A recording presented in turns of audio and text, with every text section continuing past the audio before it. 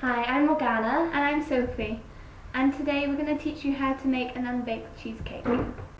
First of all, you need 250 grams of digestive biscuits, And we're going to crush them until they're in a crumb-like form. So you can do that.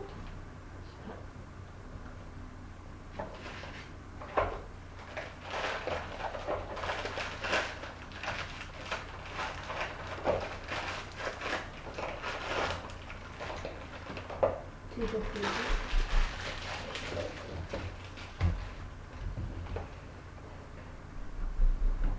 We've chosen to use digestive biscuits, but you can use whichever ones you want. Yeah. So we're just going to put them into here and just crush them with a rolling pin or with your hands. Or This is my favourite part.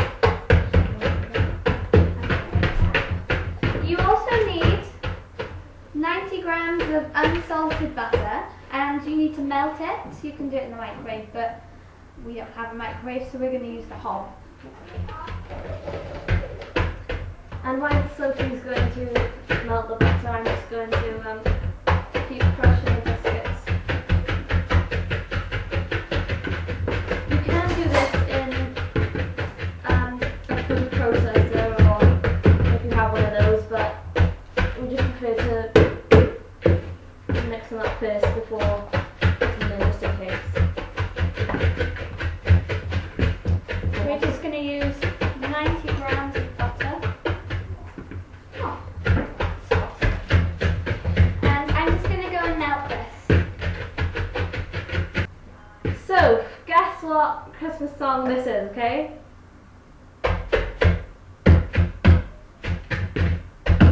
Jingle bells! Okay, what about this one?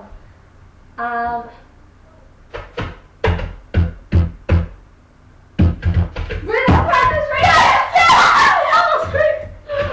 Oh, Is that a song? no, that's not a song. How about this one?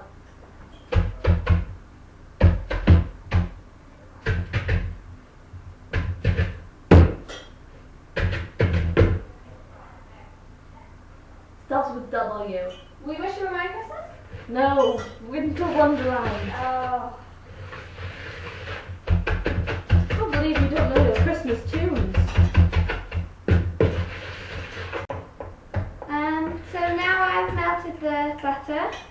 And I've almost finished grinding the digestives. We've got a food processor, and we're going to put it in there. Just pour them in and then just blend. It doesn't really matter if you haven't got all of the lumps out of the biscuits, Because because the food processor will it'll do it for you. And you just pour it all in, the butter, and it should, well, we'll find out what happens now. Just to make like a firmer bottom for the cheesecake. So, put it on. No.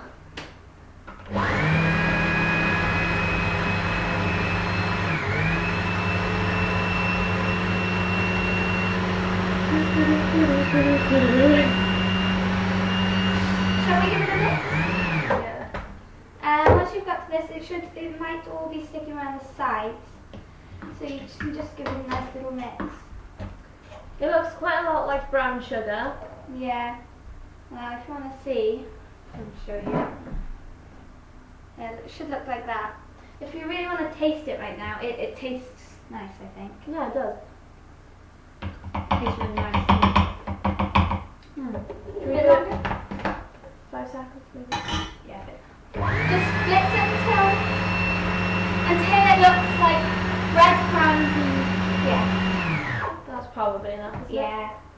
So I am now going to put greaseproof paper in a tin.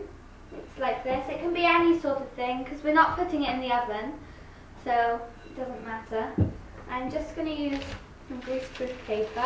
It doesn't have to be a China one like we're using. We just like this one because of the shape of the outline. We thought it'd be quite nice for the cheesecake.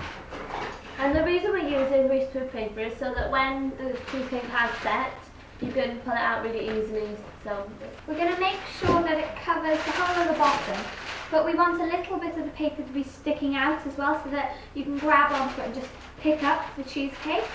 You'll see now. you'll see. You'll see. You'll see. Yes, we will. So, that's a very lot. I'm just going to put a little bit of butter on the bottom so that the greaseproof paper sticks. And, well, you can do it around the sides if you want as well. I'm going to do that. Just so that it doesn't come off. Tuck into the corners so that, and make sure it's so that the cheesecake is like the same shape as the bowl.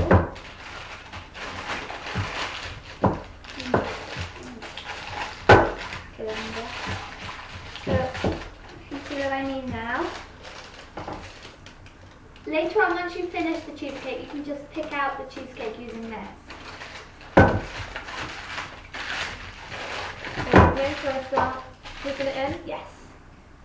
So we're just going to put the biscuit base down on the bottom, and if you spread it out evenly, it should be like breadcrumbs now, and once you've got a lot of it, it'll all compact together to make a nice even base. What's really important is that you don't put Too much base.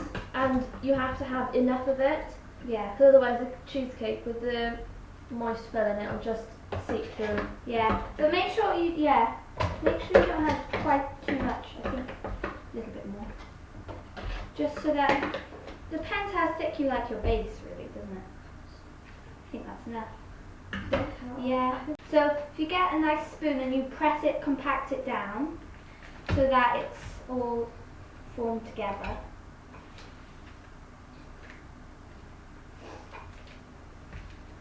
We're using quite a shallow dish for our cheesecake, but if you want it taller or anything, Or bigger, you can just increase the ingredients or whatever you want. So now our base looks like this. Look, it's nice and firm. Right, once you've finished with your base, you just place it in the fridge until you've finished with the filling, then we can carry on with this.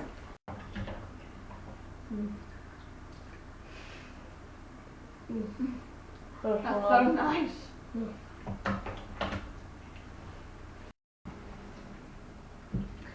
Right. So now we've finished the base, we'll carry on to do the filling.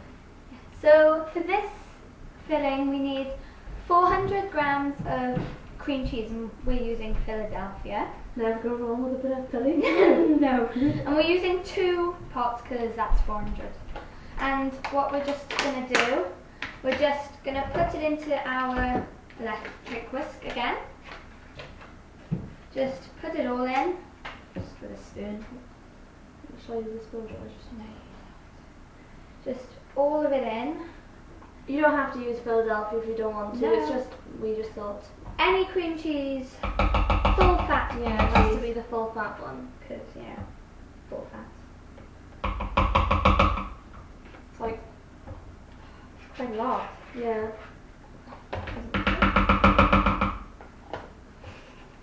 Oh, Morg. Sorry.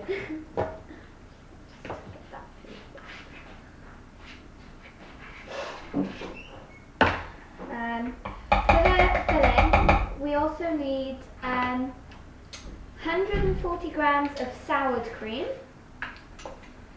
The sour cream. Yeah, any sort of cream you want. 260 grams of single cream or double cream, whatever. 120 grams of caster sugar and 1 whole banana. yeah, cut up. So we're just gonna whisk this in our electric whisk for 5 minutes. On quite a low. On a low thing. On a low speed. Just for 5 minutes until it gets a bit thicker and